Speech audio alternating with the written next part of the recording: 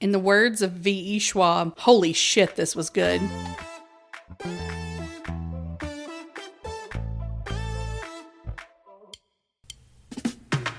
Queer lit, no chill. Some crumbs of academia, mostly chaos. If queer lit is your love language, we're fluent. Heads up, babes, we're not here to tease. We spill everything. Listener discretion is strongly encouraged, but honestly, you knew that. Welcome to Cliterature, the podcast.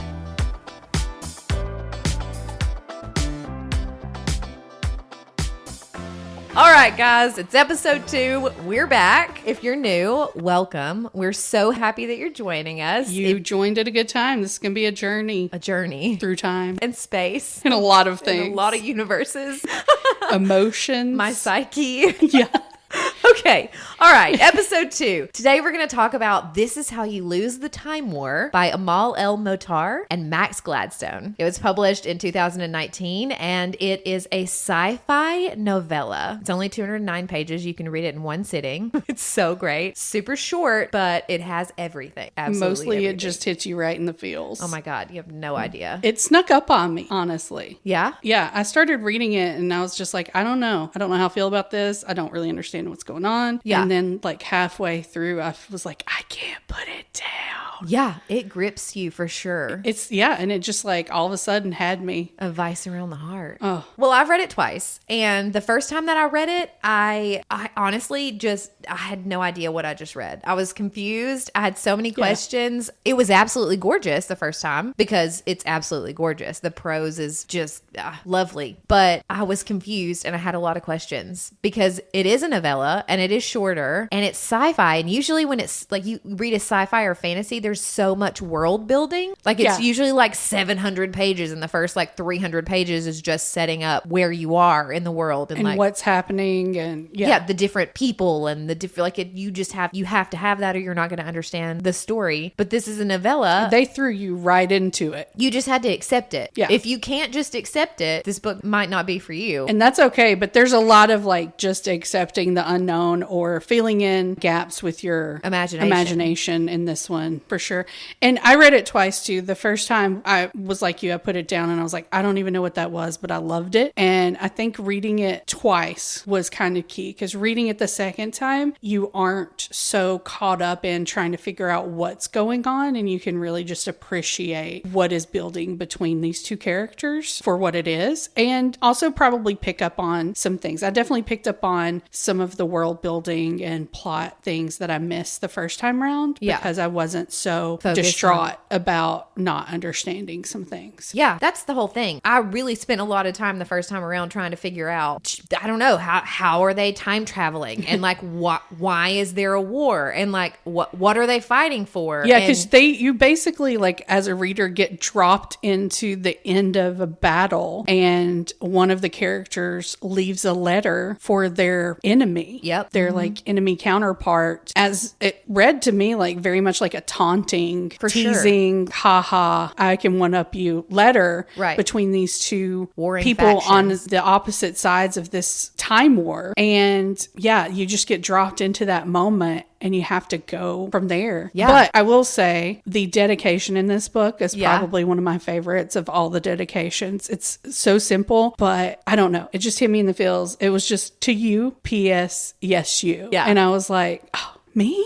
To me? To me? Yes, like, you. Yeah. Yes, me. It's to you. Yeah. Yeah. Well, let me read. I'm going to read the back of the book. Yeah. If you pick this book up, 1, it's gorgeous. And 2, you won't know. I don't know. Like, I feel like you're not going to know that it is sci-fi. But let's be honest. This is a romance. Like a romance. And a lot of it reads as like a classical romance. Yeah. As far as the way that they speak to each other. Super literary. Once it gets that far. Super heady. Prose, poetry, all of it. But okay, I'm going to read the back of the book. In the ashes of a dying world, Red finds a letter marked "Burn before reading." So begins an unlikely correspondence between two rival agents in a war that stretches through the vast reaches of time and space. Red belongs to the Agency, a post-singularity technotopia. Blue belongs to Garden, a single vast consciousness embedded in all organic matter.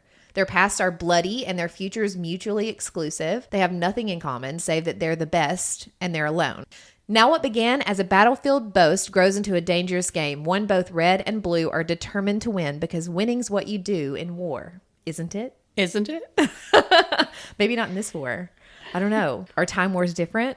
I don't know. There's still a lot of questions. Well, yeah, one of the things that I don't think you really learn for certain is, what does winning this time war look like? What is the goal? Because you have these two sides that are, one is very tech driven, one is very organic. What is their ultimate end game? Yeah. Obviously, what does they want their like? side to win, but what does that look like for each side? And you have these warriors that, like mercenaries, yeah, that are kind of out there on their own, winning or trying to win this. Yeah, or like making small changes. And that's the whole thing. Just if you haven't read this book, this is going to sound absolutely bonkers. If you haven't read it, you need to go back and read it so that you can understand a little bit better what we're talking about. If you have read it, then you know that both sides send these mercenaries, red and blue, which is what the two characters are called in this book, back into different time periods or strands, as they call it. And when they're in these different strands, they make small or big changes that will affect the future that they're actually living in to what they want. Like it affects the future to help them win this overarching war. Yeah, it's very much like a multiverse situation. Yeah. And you've got this time and they'll go back and make one change. They'll make a volcano erupt or keep it from erupting or make sure someone lives to adulthood to achieve something. And that one thing will alter the outcome of that timeline, that strand, to the benefit of their side of the war. Right. And they just keep going back and forth. Right. Up and down the timeline. Yeah. Because like Red will go back and save a mathematician from dying so that he can create this formula that will help whatever and affect them positively in the future. But then Garden might send Blue back in the same timeline to kill that guy. Kill the mathematician so that he doesn't create this formula and it doesn't affect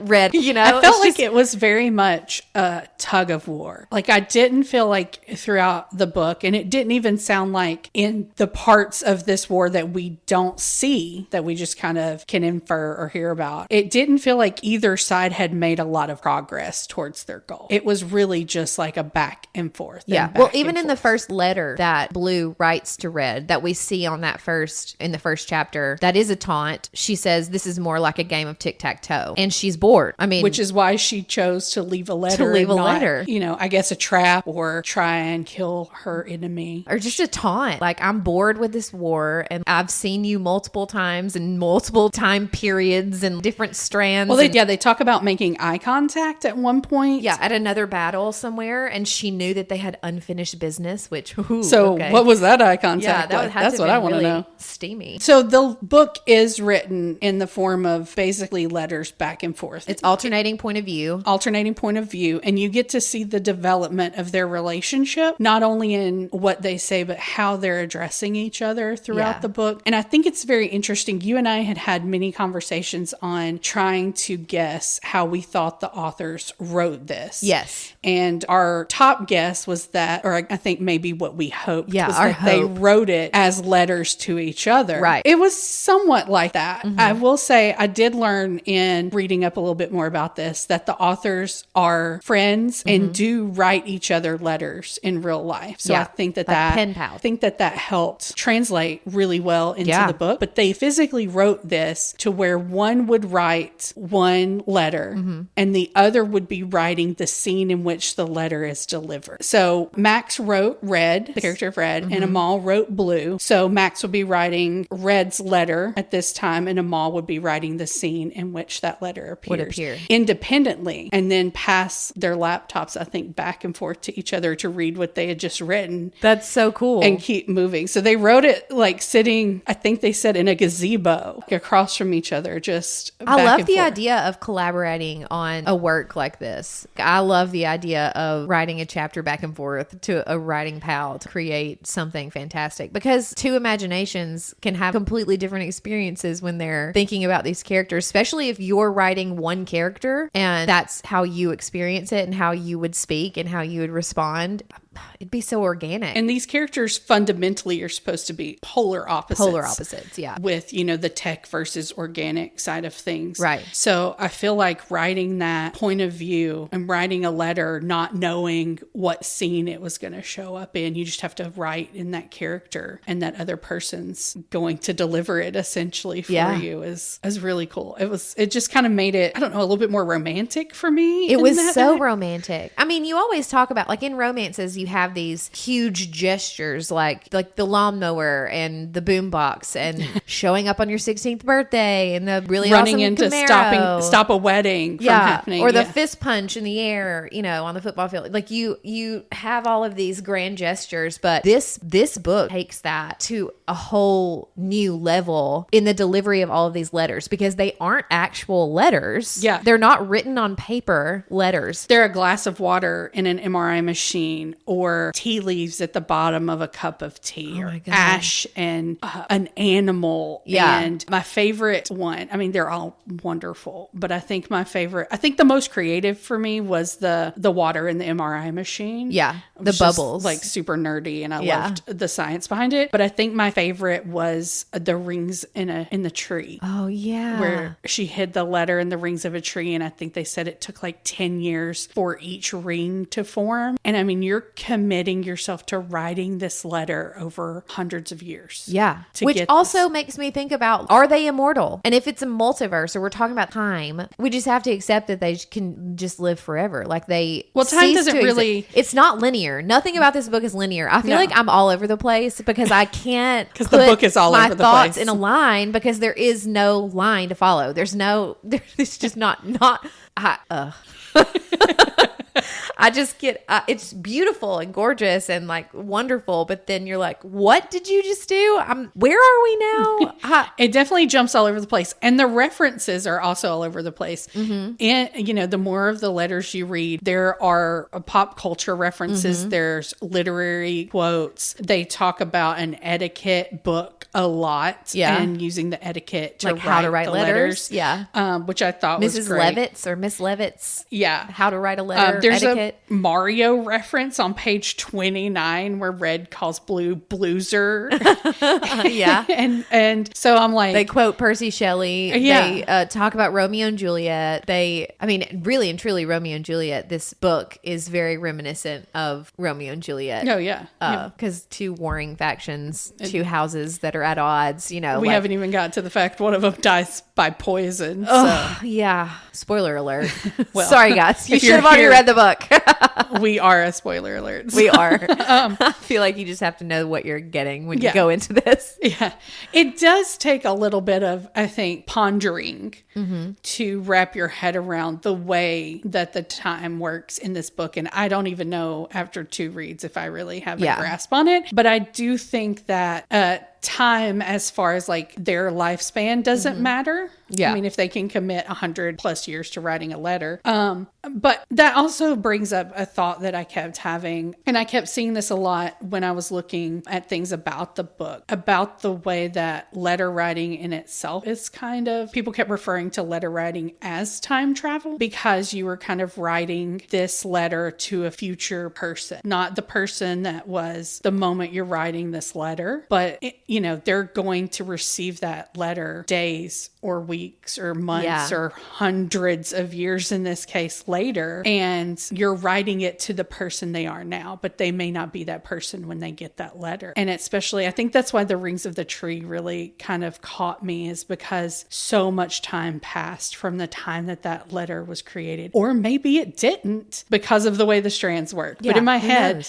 I just pictured like hundreds of years passing before that letter was read. The two warring factions, the agency, which is Red's warlords, their destruction, they blow things up. That's how they go about winning the time war. And then Garden, which is where Blue is from, is all about growth and rebuilding and slow. It's very slow. So her job, most of the time, she would be embedded in a strand for years at a time. So this particular one where she wrote the letter in the rings of a tree, like she was there for that long, and she took her time, and she really put thought into every line that she wrote, because it was 10 years at a time. Yeah. Which sounds really frustrating, but also so romantic. Yeah. I also really loved how the salutations changed, because there is a very noticeable progression of they're talking to each other as enemies and taunting each other and threatening each other. Like, oh, this could be poisoned or this could be a trap, to kind of friends, still a little taunting, but also getting more familiar, to very much intimate love letters. Profound. And the way the salutations change through that, they go from calling each other names to just my dear Lapis. Or my red sky in the morning. Yeah. Just heart-wrenching, gorgeous. Yeah, I mean, and that's a whole, okay, I've read a lot of reviews about this book because I knew that it was divisive, and I knew that there were going to be very different opinions when people were reading this book, because you and I are both English majors. We both have a degree in English. We love literature. We read all the time. We also have done a lot of extra higher education study on literature and different things. Like, I took a class on poetry, so I love reading poetry. Just all these different literature types. We've got a lot of background in English and in prose and in like all of, all the different types of literature. So I feel like us reading this would be completely different than somebody who didn't have that background and they just picked it up because they thought it was a sci-fi book, you know, like if they didn't know what they were getting into and they started reading it, they'd be like, not wow. Your average sci-fi book. I don't. Yeah, I've even read some reviews that called it pretentious. Like they were like, the writing is very pretentious and it's obviously trying to make itself elevated, and which I mean it is. It's a choice for sure the way that they're written. But I also think that that's a great like juxtaposition to what is actually happening with these characters in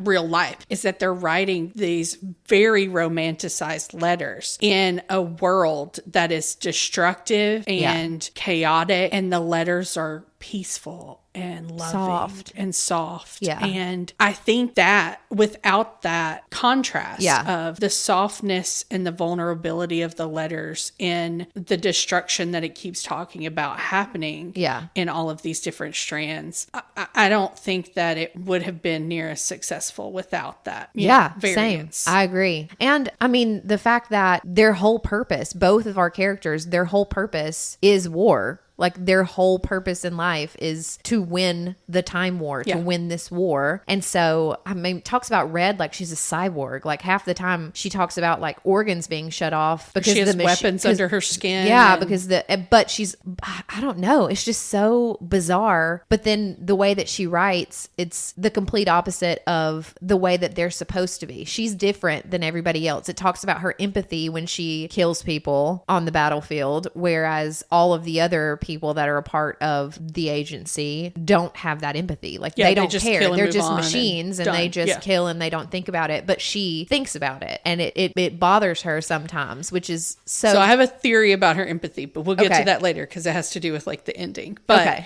I do also think that the way that they write, if you take a look at like how poetic the prose is, how many pop culture references there are, how many works of literature are quoted, mythology, all of the things that are sprinkled in to all of these letters. If you think about these people who are from a time so far forward removed from everything that they're quoting, probably in a time where traditional communication, written communication, even just like spoken communication at times isn't necessary anymore. Because I think there's even some references to Blue talking about kind of like a hive mind situation or like a telepathic bond that they all have. And so, if you think of that, all they know is what they have learned during their time in the past. Yeah.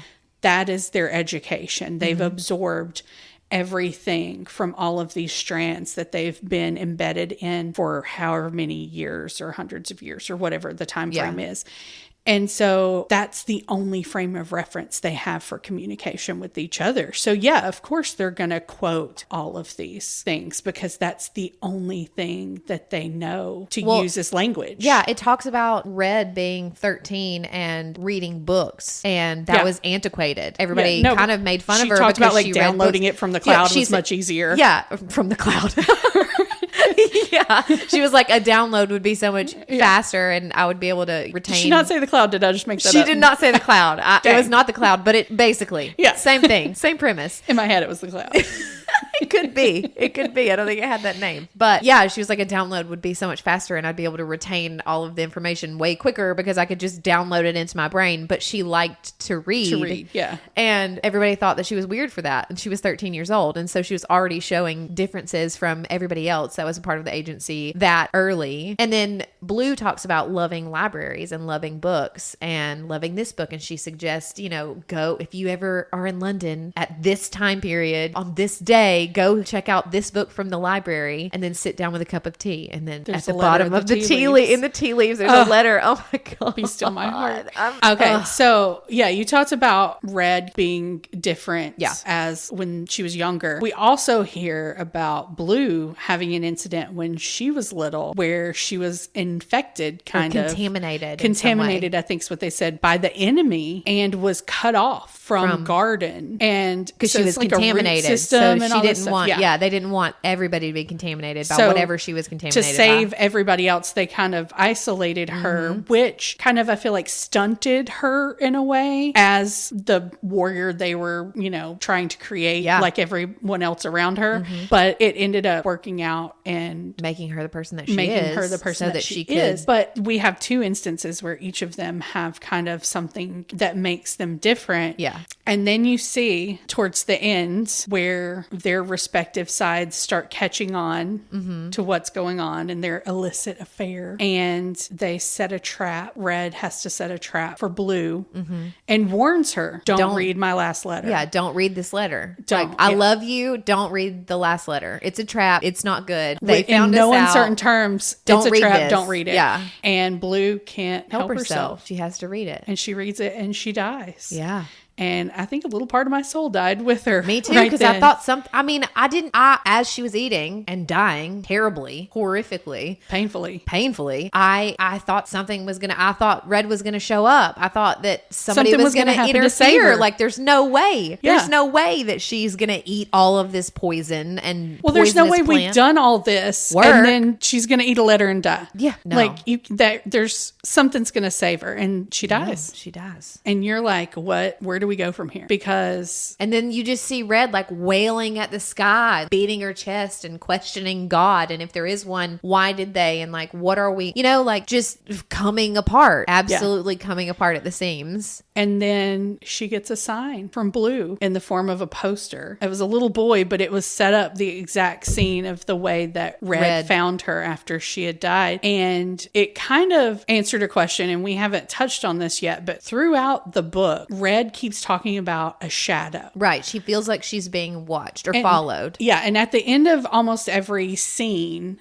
whatever remnants are left, because they try their best to destroy these letters or any evidence of them because they are illicit, whatever little evidence is left, like the water in the jar in the MRI machine, it says the shadow comes and drinks it or picks up the ashes and ingests them or whatever. And so the entire book, you're kind of led to believe that we're watched. Yeah, trailed, they're being watched. Whatever. There's some sort of spy following them and trying to gather evidence. That's what I thought the entire time. Yeah. And then as Red is looking at this poster, that's obviously a sign that Blue has left for her somehow. Yeah. She gets the idea of how to fix it. Yeah. And so she goes back through all the strands for all the letters and all of the evidence. And you find out that she was her shadow the entire time. And the scene where she set a trap for herself. She didn't realize it was herself, but she set a trap for the shadow and like pretended to cry on this riverbank and then ended up getting into a fight with it and like breaking her hip and getting really hurt. And seeing that scene with her as the shadow where she sees herself and she can't help but try and comfort herself and reaches out and touches her own shoulder and then gets into a fight with herself. But I felt the desperation in all of those actions. Yeah. Because her plan was so crazy and so harebrained. And she ended up gathering pieces of Blue. Through the letters. Little pieces of DNA and little touches of this and little touches of that. And ingesting them into herself and physically changing her body to be able to fool Garden and sneak in a strand where Blue Blue is a child and is contaminated. And she contaminates Blue and causes her to be cut off. And my head was like, what? Like, really, mind blown doesn't even begin to describe how I felt reading this scene where she sneaks in and contaminates a young Blue, which is a story you've already heard. Right. So and Blue didn't know that she was the reason that she was contaminated, or either she did. And like, that's the whole question. Like, didn't she know? And she's telling Red this so that she's like planting that seed. No pun intended, but also pun intended. Like planting that seed in Red that, you know, this is what made me different. I was cut off. I was contaminated. I was whatever. I was given this hunger for more, you know? Oh, the hunger that they talk about. Continuous. Hunger in every way. Hunger for each other, hunger for knowledge, hunger for physical food and experience. Everything. They talk everything. About, hunger. Yeah, I looked it up. It's mentioned 30 times in the book. Yeah. Because everybody's hungry in this book. Not everybody. We only have 2 characters, really. But they're real hungry. They're real hungry.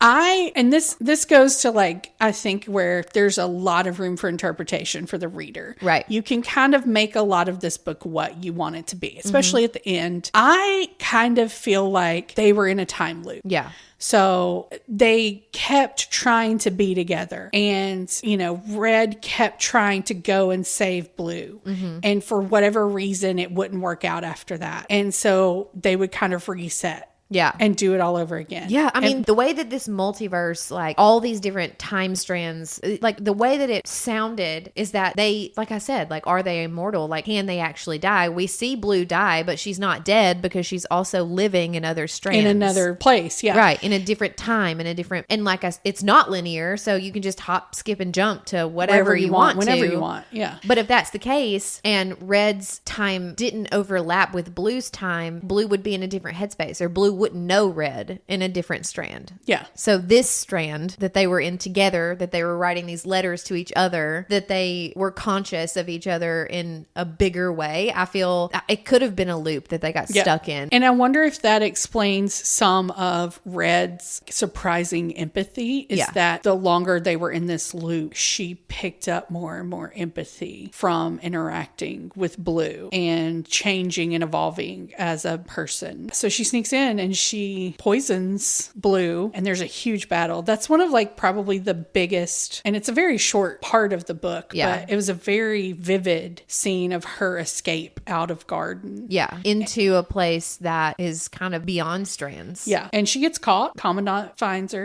and they arrest her, and they put her in jail, and they torture her to find out what happened. And or why she's doing it. Yeah. You know. And she keeps her mouth shut and just hoping that all the work what she did to Blue and all the work was worth it. And it ends with her getting another letter. It ends with a letter from Blue, and it just, it just ends. Yeah. But you know. pointed something out. I didn't notice that the first and the last line. Oh, yeah, right. So the first letter and the last letter reflect each other. The first one is from Blue to Red, and it's taunting, and they aren't in love yet. This is actually on the battlefield. First letter They're ever. real smart asses. Yeah, and too, Blue is like Blue is, she's telling her about all of the things that the Garden does better, and if you tell your superiors about this letter, then I've already infiltrated you. You're going to be telling on yourself. You're going to tell on yourself because you've already ingested this letter, basically. Because the first letter is just in flames. The first letter is just fire. And she's reading the letter as the fire burns, but as the fire burns out, the letter's gone. There's nothing left but ashes. So you have to just absorb it as you're reading it. And that's what she's saying. She's like, you've already absorbed this letter. Like, I've already infiltrated you. And so I've already won, basically. And she says, in order to report my words to your superiors, you must admit yourself already infiltrated. Another casualty of this most unfortunate day. This is how we'll win. And she's talking about Garden at that point. The very last letter that she sends to Red, she says, but maybe this is how we win, Red. You and me. This is how we'll win.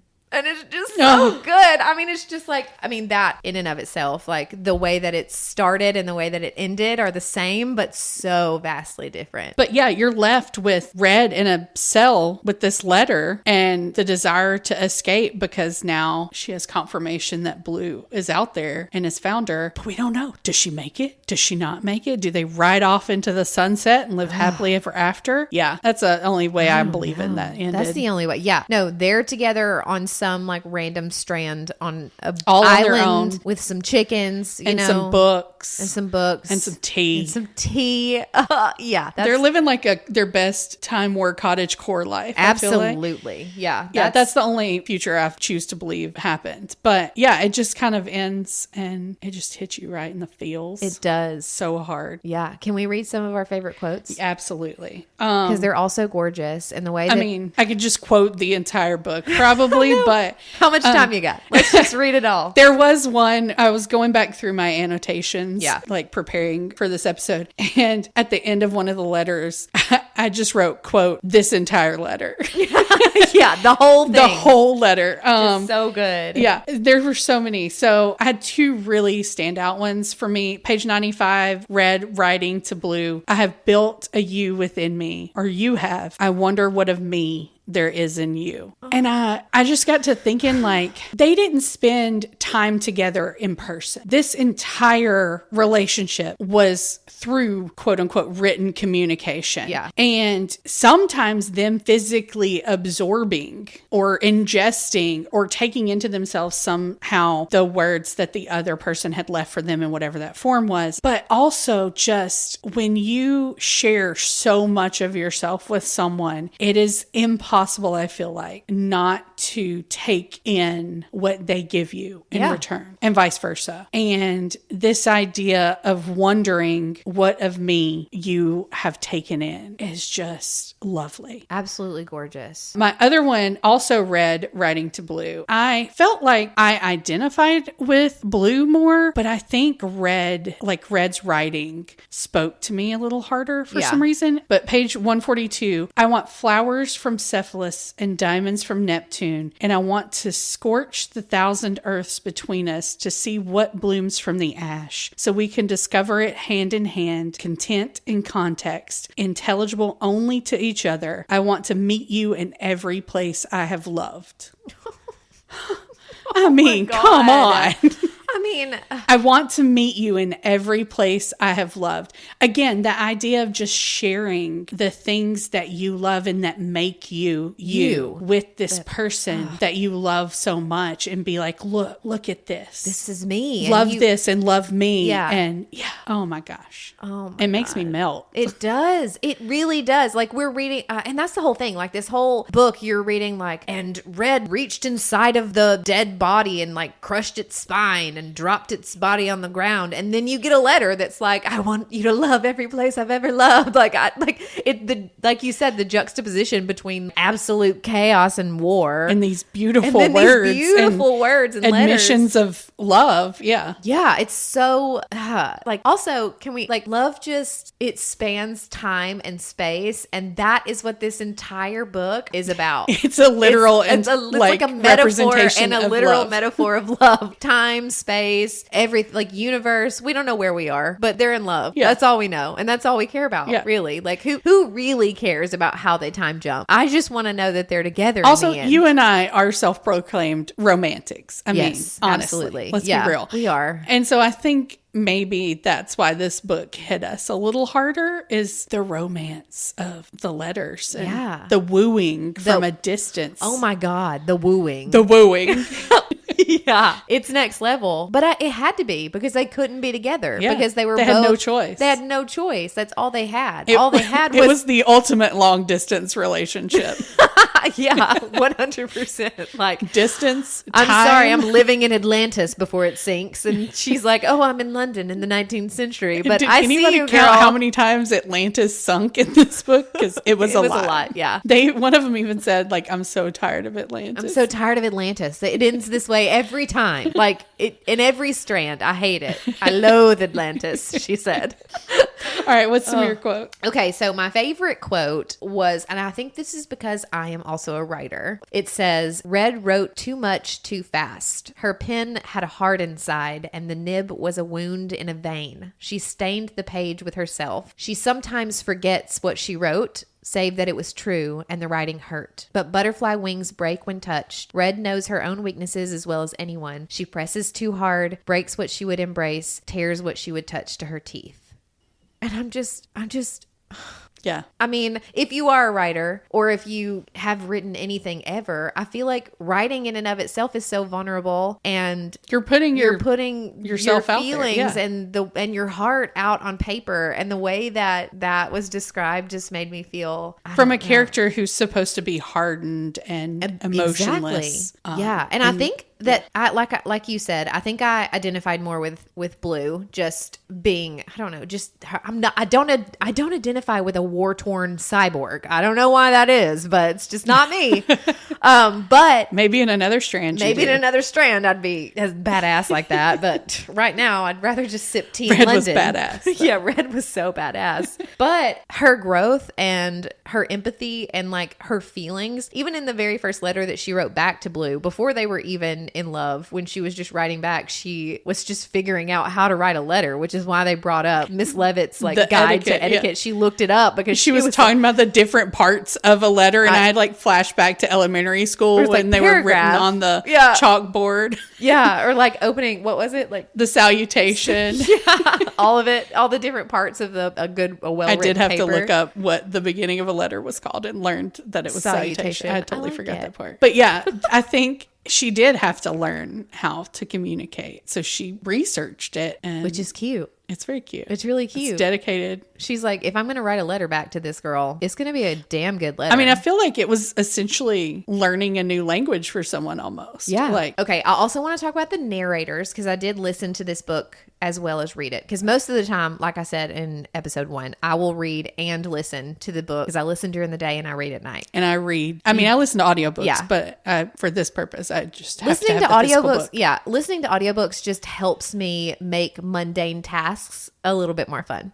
If I go on a walk, I listen to an audiobook. If I do the dishes, I listen to an audiobook. Laundry, audiobook. It's just, I'm trying to get better about that. I'm trying to like I took a little speaker into the bathroom. So like when I'm getting ready or whatever, like the audiobook is playing, or like when I'm doing tasks around the house, instead of listening to music, I'll put on audiobook sometimes. Yeah. My problem with audiobooks is that like my mind wanders. Yeah. So I end up losing track and having to rewind a lot. I think if I'm doing an action, this is probably my ADHD. But if I'm doing something with my hands, like if I'm washing the dishes, then I can listen and focus. It's just like in school when I'm writing notes, I had to doodle while I was listening to the teacher or the professor, and I would retain so much more if I had my hands moving. But if I was just sitting still and listening, I would not understand. I love this because I think it's my ADHD that makes me not able to listen to them all the time. So I just love that it manifests in like opposite different ways. Like we're so quirky, but in different ways. But like even when I think reading, that's why I retain a little bit better, because my brain has to focus on the words, but I also have to fidget a lot. Like I have like fidgets, or I'm playing with a pen or something while I'm reading. I love all forms, audiobooks, ebooks, physical books. But when I really want to like dig into something, like for this podcast, the physical book and annotating it is the only way like my brain can really dig in. If I'm just reading for just straight up fun, any old form will do. But like when I really need to get into it, and I was the same way in school, I would have to like handwrite stuff, like hand copy stuff, and then read the physical form of it to kind of, or like recopy your notes to help yourself remember. All the time. So many recopies. Also, I'm just a perfectionist when it comes to handwriting, and so if it was ugly, I had to rewrite it anyway. Oh, I love that for you. Mine looks terrible. That's why I love my Kindle Scribe, because it lets me write and write beautifully. I don't know if it's the scribe or if it's my beautiful handwriting and the scribe. You do have really nice handwriting. Thank you. I agree. I have really great handwriting. I love my handwriting and I take pride in it. I have a good personality. Well, I mean, handwriting is going away. Like nobody can read cursive anymore. So like, who cares? No, they're bringing it back in a lot of schools. I feel like it's a waste of time now, but like whatever. I don't. I mean, I feel like it's less of a waste of time than like us learning the recorder. That was hand-eye coordination and like breath work. I don't know. I feel like playing a recorder knowing how to play hot down. cross buns on a like plastic flute has really served me in adulthood. Okay, I'll give you that. But also, I don't know. I just don't feel like time should be wasted on cursive when nobody's even having to sign anything anymore. Everything's e-sign, and you can just tap it and it signs it for you. Have you seen people's e-signatures? Crap, it's horrible. That's true. Mine looks like I sneezed. Just holding a pen.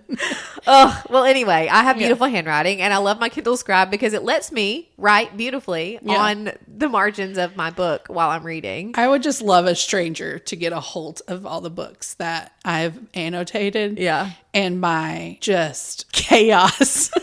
That is my notes and the margins and the scribbles. I love that, though. I love that. I mean, if you really cared about somebody and you gave them a book that you annotated, it would be spectacular. Yeah. Because somebody did that for me, and it was pretty cool. It's a fantastic book. That's a really great gift, because then you get to see what they were thinking when they were reading the same pages that you're reading. It's like reading a book with somebody. Yeah. Like along and getting an insight into their brain. Yeah. I love that so much. I turned around and annotated the same book, and not that same copy, but a copy of that same book, and sent it back so that they could read my reaction. But I love that. I love that. That's such a great gift. Yeah, it was really sweet, and probably one of the coolest gifts that I've ever gotten. It's also now my favorite book, and maybe that had something to do with it. I don't know, but I probably never would have read that book had someone not gifted it to me. That's fantastic. Okay, well, I loved the narration. It was really fantastic. There were two narrators because it is alternating point of view, and I know that one voice actor can do two characters, and they do it all the time, and they do it well. But this one, I feel like called for two narrators, and they 100% nailed it. Their names are Cynthia Farrell and Emily Wu Zeller, and I gave the audiobook 5 stars because it was just so, like, the characters had character. I mean, it was like shocking.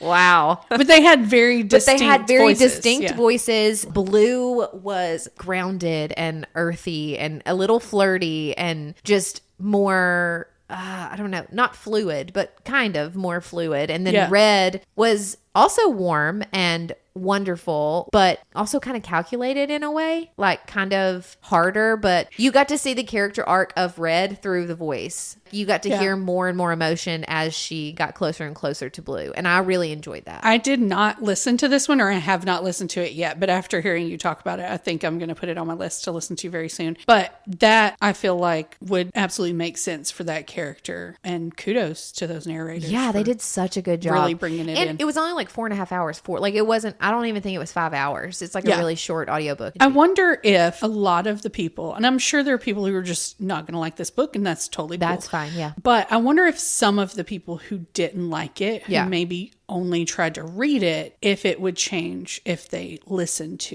it. Yeah. I know that for me, listening to it and being able to use my imagination for the world or for the characters or whatever while I was listening was different than me reading it and like having to use my imagination there. I don't know. It was just easier for me to hear the emotion and hear the flow and just experience it versus working to read it. And maybe because it is a novella and we don't have a lot of chance to build the world and learn what's going on, and you just have to jump right in the middle of it. Yeah. Maybe listening to it kind of eases a little bit of that learning curve. I also think too, like we've talked about this plenty of times in this episode, but it is very like heavy prose at times, a lot of times. Yeah. And I think sometimes like Shakespeare, reading Shakespeare and then can be a little watching dense. Shakespeare being performed. Yeah. Can be a completely different experience. Right. Because you have to work really hard to understand Shakespeare and pentameter and how it's supposed to sound and where you're supposed to pause and all of that. And then if you watch a stage play, they do that work for you. And it's kind of like that. Yeah. Like so maybe if you didn't like reading it, give it a listen. Maybe give it a listen. Let us know. Hit us up in the comments somewhere and let us know if that changed anything, because I'm curious. I do want to talk about all of the awards that this novella won. So many. Yeah, it won the Hugo Award for Best Novella in 2020, the Nebula Award for Best Novella in 2019, which is when it came out, the Locus Award for the Best Novella in 2020, the British Sci-Fi Fiction Association Award for Best Shorter Fiction in 2019 when it came out, and the Shirley Jackson Award for Best Novella in 2020. So it just I didn't even have that many Girl Scout badges. Like, dang. I mean, it just keeps gaining accolades because I feel like it's timeless, which is ironic because it's all about a time war. But is it about a time war? I'm still in that loop. I'm still in that loop in my mind. It's not about the Time War. It's about love. There's our episode It's title. about a love story. It's not about the Time War. It's about love.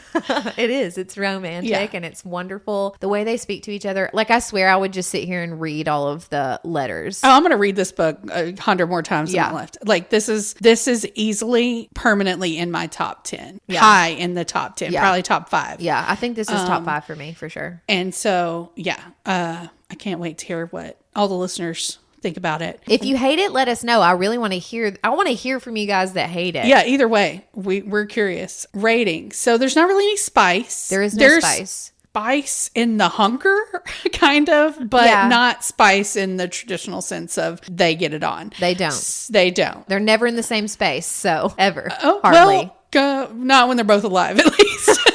Yeah. Well, Which is- that would no. No. There's Maybe no they are. spice. There's no spice. There's also no necrophilia, so let's not go there. That's not what I meant, and you Okay. know it. Wow. So, spice rating is really irrelevant. I wrote non-existent, but oh, the love. But oh, the love! I And don't the, even- the I just- yearning. the The yearning yearning. rating on this is like 10. I mean, God, yeah. And I'm telling you, I didn't even miss No. spice in this because I was so Your girl loves some satiated. spice. Like, Yeah, oh yeah, really loves some spice. That's what we're here for. Honestly, Did not miss it at all. No. because it just kept giving everything else so I was hard. so satiated by all of the just absolute gorgeous, Yeah. like love letters. Just reading love letters in general. Satiated. That's a good word for it. Yeah. Good job. Yeah. Regular star rating. I said 4.5. I'm not going to give anything a 5 because I just can't. But you know what? It's close though. You know what? No, okay. I'm really hard on my 5s, and this one gets a 5. Whoa. This one hit it. It hit the marks. Yeah, I heard me. somebody talking about one time like a perfect album, like you get a CD or you get a record and you listen to every single song and there's not a dud, and it's like one of those that you can put on and you're not going to skip Yeah. anything, and you're not going to like hate a song and have to like go to the end. You're Yeah, going to listen yeah. to it from front to back and it's all great and it's perfect. And they said that this book to them was a perfect album. Same. It's like the perfect book. I wouldn't Same. change, like give or take anything. I think my not frustration, because I'm not frustrated with this book. Like I said, I'm satiated. But I think the reason that I can't give it a 5 is that I wanted more. Like I want to read more. Yeah, I mean, I get It's a that. novella, so but it's it's a perfect novella. for You a know you're novella. not getting I it. knew what I know. You but know what you still. signed up for. I do. So, I do. but- maybe like a 4.75. 4.99. Almost a 5. I just refuse to give it a 5. I honestly It should be a 5. I'm really hard with my 5s. I don't throw them out there Yeah. very easily. This one, for what it is, hits every mark for me. Like you said, every track is a banger. I would not make any changes to this book. 10 out of 10 we'll read again. So 100% yeah. we'll read again. So 5 stars for me. It'll be one of the few. But yeah, Damn, it gets I 5 feel like stars. an asshole. I mean, you are, but not for that reason. And in the first episode, I'm like Oprah with my stars. I just give them out to everybody. This and I'm one, she's like, there is nobody's no getting way a 5. that I'm giving anyone a 5 ever. I loved everything about this book. 4.5. Oh my God. And now for the Russian judges score. I do want to revisit the fact that we're both English majors and we love this book. I don't want anybody to think that I'm being pretentious when I talk about the fact that I have an English degree. She's revisiting this because I told her she was being she was like, pretentious. wow, you're being pretentious. I'm not trying to be pretentious. And I don't think that this book is pretentious. I just think that because I've had so many classes of higher education in English that I like it more because other people who haven't been forced to sit through Bronte aren't going to really vibe with. Forced to sit through Bronte is an accurate description of how you get an English degree. 100%.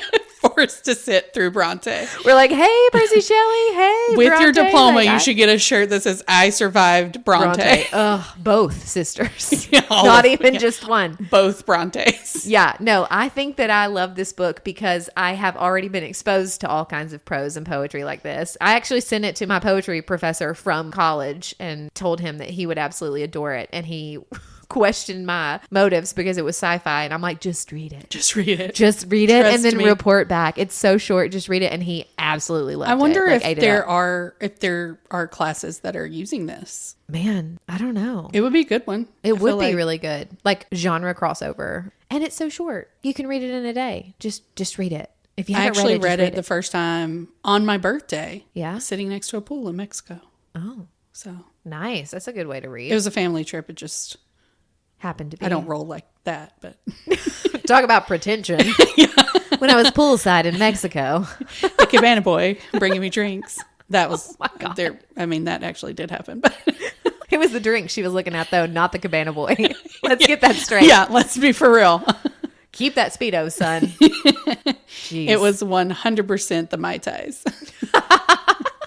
Okay, everybody. Enough of our pretentiousness. Yeah.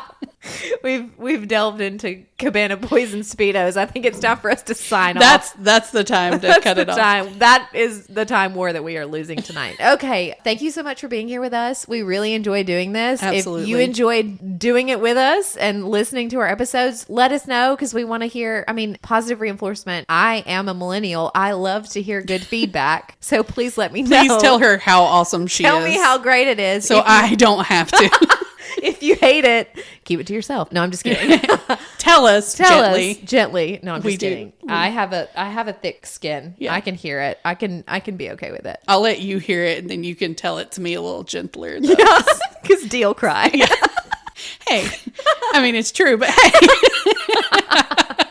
Hit us up on all the things. Follow us on Instagram at CliteraturePod, The website, CliteraturePod.com. CliteraturePod.com. And by the time this comes out, the Patreon will also be live. Absolutely. So if you're liking what you're hearing and you want to help support us and keep us doing this, get better and improve things, go hit us up. There's all kinds of options for support on there, and you get some goodies. Yeah, we'll send you some goodies and some extras and some behind the scenes. You can support us on there if you like. Hit us up on Instagram, all the other places. Let us know what you think. We can't wait to read your comments. Yes, and episode 3 will drop October 1st. Don't forget to check out the book ahead of time. We're going to be reviewing The Narrow by Kate Alice Marshall, which is one of my favorite thriller authors. I absolutely adore her and have read a lot of her books. It has queer representation. It's almost YA, but set in a boarding school. It's super great, and I think everybody's going to enjoy it. So read The Narrow and then hit us back up on October 1st to hear all of our thoughts. Until then, thanks for being here. Yeah. See you next time. See you next time.